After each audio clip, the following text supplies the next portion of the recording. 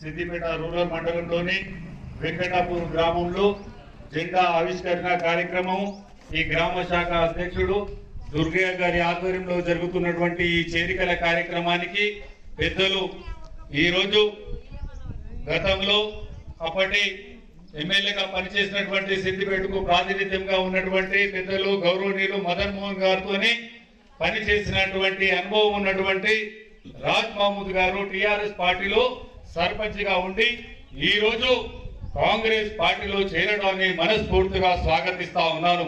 అలాగే టిఆర్ఎస్ పార్టీలో ఉప సర్పంచ్ గా ఉన్నటువంటి పెద్దలు గౌరవనీయులు రామచంద్ర రెడ్డి అన్నగారిని కూడా కాంగ్రెస్ పార్టీలో గౌరవంగా మనస్ఫూర్తిగా స్వాగతిస్తా ఉన్నాను. అలాగే వార్డు మెంబర్ శ్రీకాంత్ గారిని మనస్ఫూర్తిగా స్వాగతిస్తా ఉన్నాను. తనతో పాటు వచ్చినటువంటి మహిళా సోదరులు గాని యువకులు గాని అందరినీ కాంగ్రెస్ పార్టీలో స్వాగతిస్తా ఉన్నాను. ఈ కార్యక్రమంలో భాగస్వాములైనటువంటి మా మండల నాయకులు గుర్ర మంజిరెడ్డి గారు, రాములు గారు, అలాగే పెద్దలు గౌరవనీయులు ఇంద్రసేనారెడ్డి గారు, పెద్దలు గౌరవనీయులు సత్యరెడ్డి గారు, ఎల్లయ్య గారు, కృష్ణ గారు, ప్రతి ఒక్కటి ఆనంద్ గారు, మా రాములు గారు, మా మల్లన్న గారు, అలాగే మా మైపాల్ రెడ్డి గారు, నరహరి గారు, మహేందర్ రెడ్డి గారు, మా ఎల్లన్న గారు, ప్రతి ఒక్కరికి పేరు పేరున నమస్సుమాంజలు తెలియజేస్తూ ఇది ఒక ఆరంభం మాత్రమే. సిద్దిపేటలో గతంలో నేను ఎన్నికల్లో పోరాడి ఎమ్మెల్యేగా పోటీ చేసేటప్పుడు ఇంటింటికి తిరిగిన గడప గడపకు తిరిగి నేను ఓటు అడగడం జరిగింది.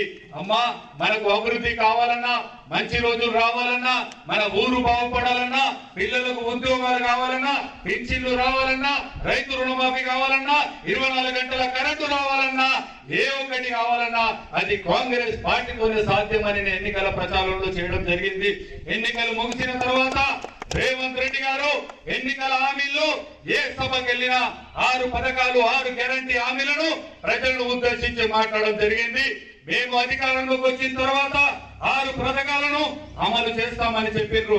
కానీ అప్పటి ప్రభుత్వం టిఆర్ఎస్ ప్రభుత్వం, ఆడ కేసీఆర్, ఈడ హరీష్ రావు, ఆడ కేటీఆర్, అక్కడ బిడ్డ కవితమ్మ తప్పుడు ప్రచారాలు చేస్తారు. కాంగ్రెస్ వాళ్ళు వాళ్ళ మాటలు నమ్మొద్దని ప్రజలకు ఎన్ని చెప్పినా ప్రజలు విసిగిపోయి ఉన్నారు. ఈ టిఆర్ఎస్ పాలనలో కాంగ్రెస్ పార్టీ మీద నమ్మకం ఉంచి, సోనియమ్మ మీద నమ్మకం ఉంచి, ఇందిరమ్మ పార్టీ మీద నమ్మకం ఉంచి రేవంత్ రెడ్డి గారిని ముఖ్యమంత్రి గద్దె మీద కూర్చోబెట్టినటువంటి మీ అందరికీ శిరస్సు వంచి నమస్సుమాంజలు తెలియజేస్తున్నాం తల్లి. ఈ రోజు మళ్ళీ ఎన్నికలు వచ్చినా మీ ఊరికి రాలేదు. నేను ఒకటే చెప్పిన, ఎన్నికల్లో ఓడినా గెలిచినా మీ మధ్యలో ఉంటా, సిద్దిపేటలో ఉంటా.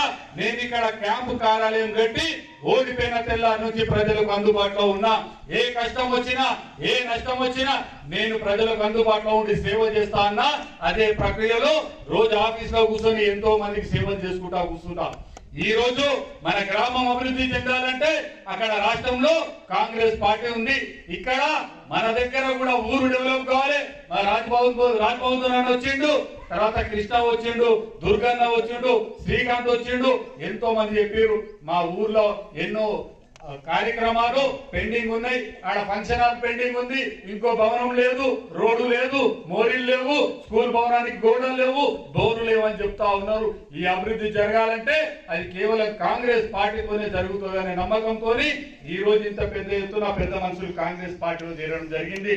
వాళ్ళ నమ్మకాన్ని మమ్ము చేయకుండా ఈ గ్రామానికి ఎలాంటి వసతులు కావాలన్నా నేను సిద్దిపేట నియోజకవర్గం ఇన్ఛార్జిగా నేను మా ఇన్ఛార్జ్ మినిస్టర్ కొండ సురేఖమ్మ దగ్గర పోయి ఈ గ్రామానికి ఏ నిధులు కావాలన్నా తీసుకొచ్చడానికి నేను కంకణబద్దులై పనిచేస్తానని నేను హామీ ఇస్తా ఉన్నాను. అలాగే రేవంత్ రెడ్డి గారు ఎన్నికల హామీలో ఏదైతే చెప్పిందో మహిళా సోదరిమణులకు ఉచిత బస్సు సౌకర్యం కల్పిస్తా అని చెప్పిండు.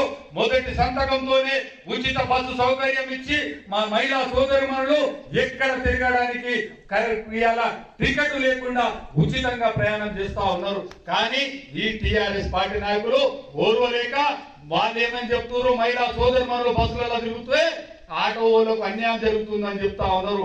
మా ఉద్దేశం ఆటో సోదరులకు అన్యాయం చేయడం కాదు, ఆటో సోదరులకు కూడా మేము న్యాయం చేయడానికి మా ప్రభుత్వం కట్టుబడి ఉంది. ఈ రోజు 10 లక్షల రూపాయలు ఆరోగ్యశ్రీ పేరు మీద ఏ వైద్యం వచ్చినా నొప్పి వచ్చినా అప్పుడు ఎన్నికల్లో కూడా చెప్పిన ఆరోగ్యశ్రీ ఇస్తామని మాట నిలబెట్టుకున్నాడు రేవంత్ రెడ్డి గారు.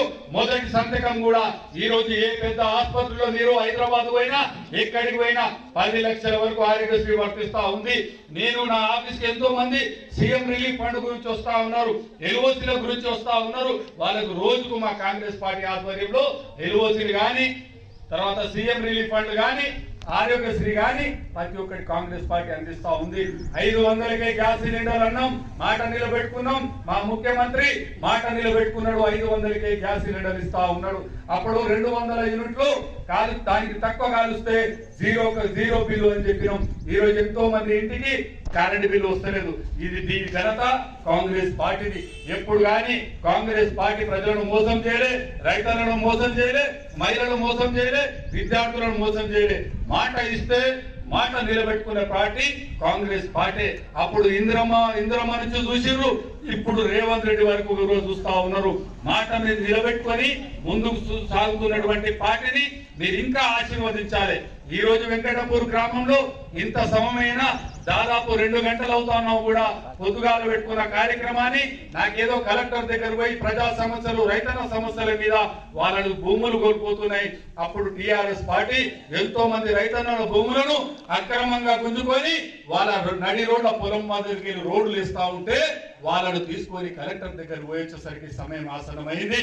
కాబట్టి దయచేసి మీరు ఒక్కటి ఆలోచించండి, ఈ చేరిక ఇంతటితోనే ఆగొద్దు.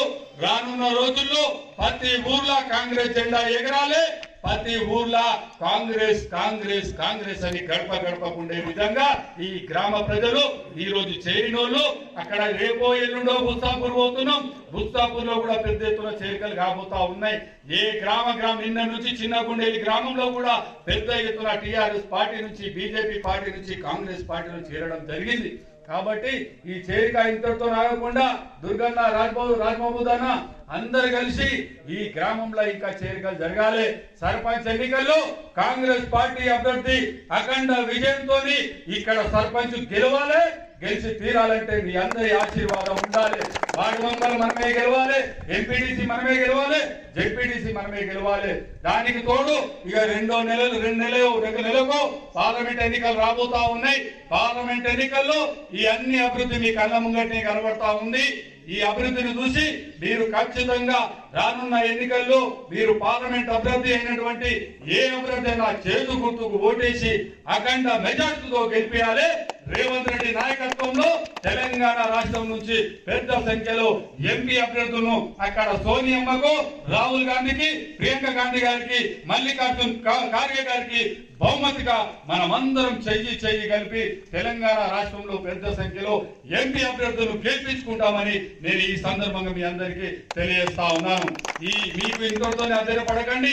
ఏ సమస్య ఉన్నా ఒక తమ్ముడుగా, కొడుకుగా అన్నిటికీ నేను చేదోడు వాదోడుగా ఉంటా. నా ఎన్నికలు ఇప్పుడు లేవు, మళ్ళీ 5 నెలల దాకా ఏం ఎలక్షన్ లేవు. అయినా కూడా మీకు సేవ చేస్తా. నాకు సాధ్యమైనంత వరకు మీకు సేవ చేయడానికి ఎల్లవేళలా సిద్దిపేటలో అవైలబుల్ ఉంటా. దయచేసి మీరందరూ కాంగ్రెస్ పార్టీని అఖండ విజయంతో ఆశీర్వదించి వీళ్ళందరినీ స్వాగతించవలసిందిగా కోరుకుంటూ ఈ రోజు ఈ అవకాశం ఇచ్చిన గ్రామ ప్రజలకు, మహిళా సోదరులకు మీ అందరికీ శిరస్సు వంచి కృతజ్ఞతలు తెలియజేస్తా ఉన్నాను. జై కాంగ్రెస్, జై కాంగ్రెస్, జై కాంగ్రెస్, జై కాంగ్రెస్, జై కాంగ్రెస్.